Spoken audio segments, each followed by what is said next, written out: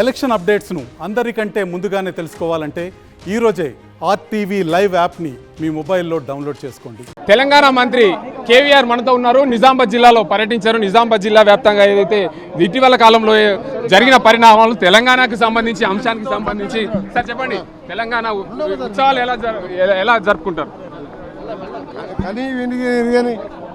కనీ విని రీతిలో ఏ రాష్ట్ర స్థాయి చరిత్రలో లేకుండా ఉదయం 9:15 మా ముఖ్యమంత్రి గారు అమరవీరులకు నివాళులు అర్పించి ఆ తర్వాత పరేడ్ గ్రౌండ్లో గౌరవ వందనం స్వీకరించి వారి ప్రసంగం తర్వాత పరేడ్ ఉంటుంది.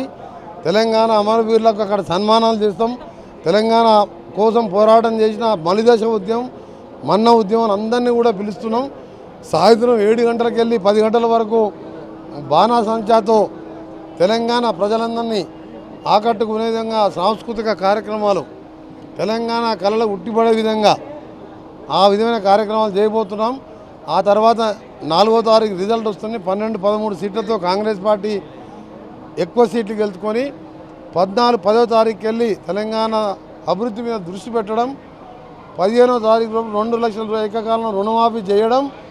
బీఆర్ఎస్ పార్టీ 5వ తారీఖు తర్వాత బీఆర్ఎస్ పార్టీ ఆఫీస్ ఉండదు, దాన్ని తాళం వేసుకొని అందరూ కూడా పోవడం ఖాయం. ఎందుకంటే ఎవరు తీసుకున్న గోతిలో వాళ్ళే పడతారు. 10 సంవత్సరాలు ఒక నియంతలాగా పాలించినాం. ఒక ఎమ్మెల్యే, ఒక ఎంపీ, ఒక మినిస్టర్. నేను ఎంపీ 5 ఏళ్ళు లోక్సభ ఎంపీ అపాయింట్మెంట్ అడిగి 1000 లెటర్లు రాస్తే అపాయింట్మెంట్ ఇవ్వలే. ఇవాళ నా దగ్గరికి మంత్రిగా రోజు 10,000 మంది వస్తున్నారు. అంటే నువ్వు జాగిరా, నువ్వు రాజువా? ఎంపీ అయినా, మినిస్టర్ అయినా, ముఖ్యమంత్రి అయినా ఆయన ఒక సేవకుడు. ఆ సేవకుడు అనే భావం మర్చిపోయి నియంతలాగా చేసినావు కాబట్టి నీకు ఈ శిక్ష పడ్డది, నీ పని అయిపోయింది. తెలంగాణ వ్యాప్తంగా ఏదైతే లోగో దానికి సంబంధించి అంశాలపైన లోగో మీద అఖిల పార్టీ చర్చించి, అసెంబ్లీలో చర్చించి, క్యాబినెట్లో చర్చించి, తొందర ఏం లేదు. దానికి జాతీయ తెలంగాణ రాష్ట్ర గీతం ఫైనల్ అయింది.